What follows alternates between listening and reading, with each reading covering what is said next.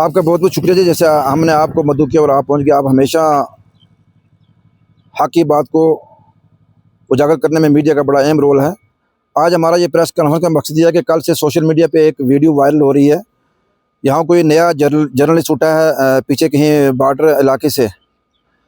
मैं एडमिनिस्ट्रेशन से सवाल करना चाहता हूँ कि आज अगर इस तरह के मौजूद शहरियों पे सवाल या उनको उनका फ़ोटो लगा के और बाई नेम उनको तनकीद का निशाना बनाया जाएगा तो ऐसे लोगों पे कदगन लगानी चाहिए, पाबंदी लगानी चाहिए। जिस तरह के हमने सोशल मीडिया के ज़रिए कल वो वीडियो देखी कि एक लड़के ने मोहम्मद रफ़ीक चिश्ती साहब के मतलब कोई वीडियो वायरल किया है, क्योंकि वो मोहम्मद रफ़ीक चिश्ती साहब कुछ तारफ़ के मोहताज नहीं है, पूरी रियासत जानती है। और ख़ासकर डिस्ट्रिक्ट पुंछ में चिश्ती साहब की जो खिदमात हैं वो पूरी आलम इंसानियत जानती है। और ख़ासकर पुंछ का बच्चा बच्चा चाहे वो किसी भी मज़हब से ताल्लुक़ रखता हो, वो चिश्ती साहब की खिदमात से वाकिफ़ है। चिश्ती साहब ने अपनी पूरी ज़िंदगी वक़्फ़ की है अवाम के लिए, मदारिस के लिए, मसाजिद के लिए, चाहे वो इस्लामी प्रॉपर्टी हो, औकाफ़ हो, ज़ियारत गाहें हों हमारे, या मसाजिद हों, मदारिस हों, गरीब गुरबा की खिदमत हो। सैकड़ों बेटियों की शादियाँ करवाना, सैकड़ों घर आबाद चिश्ती साहब की वजह से इस भारत डिस्ट्रिक्ट में वो वाहिद शख्सियतें हैं चिश्ती साहब, जिन्होंने अपना दिल इतना खुला रखा है पूरी ज़िंदगी में कि उनके घर से आज तक कोई खाली नहीं गया। कोई मदरसा, कोई मस्जिद, कोई ज़ियारत। सैकड़ों लोग आज चिश्ती साहब की बदौलत उनके खर्चे पे सऊदी अरब में मजदूरी के लिए गए हैं। और कई बच्चे बाहर के कॉलेजों में आज भी पढ़ते हैं, जो पढ़ के डिग्रियाँ लेके इस वक्त मुलाजिम भी हो चुके हैं चिश्ती साहब के पैसे से। आज बड़े दुख से कहना पड़ता है कि कल हमने जैसे सुना कि एक लड़का जो है वो उसके पीछे किसका हाथ है। मेरी एडमिनिस्ट्रेशन से, डीसी साहब से, एसपी साहब पुंछ से ये गुजारिश मैं करना चाहूँगा, ये मामूली बात नहीं है। आज चिश्ती साहब जैसे शख्स पे एक लड़के ने उठ के किसी के कहने पे किसने उसको प्रिक किया। सियासी इख्तलाफ आपके हज़ारों हो सकते हैं, आप सियासी जंग लड़ें, सियासत का मैदान खुला है, आप जितनी मर्जी फाइट करें, सियासी मैदान खुला है हर शख्स के लिए।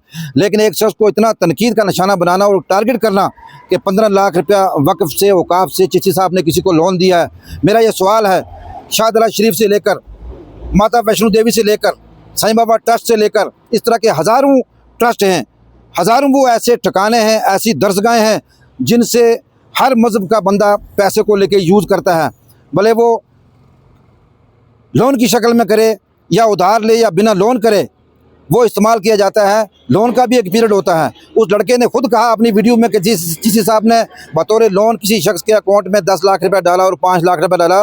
तो आपको इतना अकल नहीं है, इतना बुद्धि नहीं है। ये लोग कहाँ से जर्नलिस्ट बन गए, कहाँ से जर्नलिज्म की डिग्रियाँ लेकर आ गए।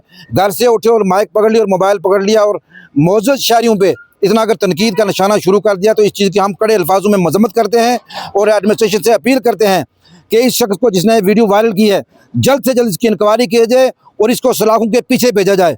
क्योंकि आज चिश्ती साहब जैसे शख्स पे अगर ये तनकीद उठी है, मैं ये कहूँगा कि आप करो। मीडिया का एक अहम रोल है, मीडिया हर बीमारी की जड़ है, मीडिया का काम है खोज करनी। लेकिन इतना भी तरीका नहीं कि आवे एक शख्स को नाम लेके फ़ोटो लगा के टारगेट करके और कहें कि चिश्ती साहब ने ये किया, और दूसरे साथ साथ में वो ये कहता है कि जी मुझे खतरा है इससे कि चिश्ती साहब मुझे कहीं मरवा न दें। मैं पूछना चाहता हूँ एडमिनिस्ट्रेशन पुंछ से और पुंछ की आवाम से कि चिश्ती साहब ने आज तक कितने लोगों का मर्डर किया है, कितने लोगों को मरवाया है, ये एडमिनिस्ट्रेशन बताएगी या पुंछ की आवाम बताएगी।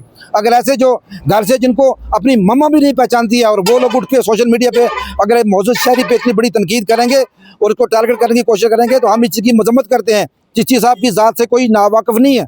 चिश्ती साहब की पूरी जो जर्नी है ज़िंदगी की, उससे बच्चा बच्चा पुंछ का वाकिफ़ है कि चिश्ती साहब ने अपनी ज़िंदगी का रोल, ज़िंदगी पूरी किस तरह किस समाज को दी है, वक्फ की है।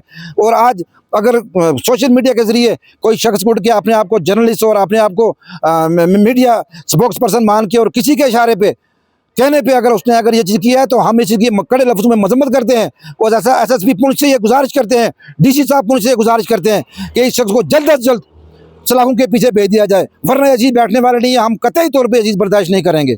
बहुत बहुत शुक्रिया आपका। सर आप हजरात का बहुत बहुत शुक्रिया कि आप यहाँ हमारी आवाज़ सुनने के लिए आए हैं। पिछले 2-3 दिन से एक वीडियो जो है वो काफ़ी फेसबुक के ऊपर में, सोशल मीडिया के ऊपर में ट्रेंड हो रही है कि जनाब मोहम्मद रफ़ीक चिश्ती साहब ने औकाफ एडमिनिस्ट्रेटर रहते हुए 15 लाख रुपया वहाँ से किसी को लोन दिया है।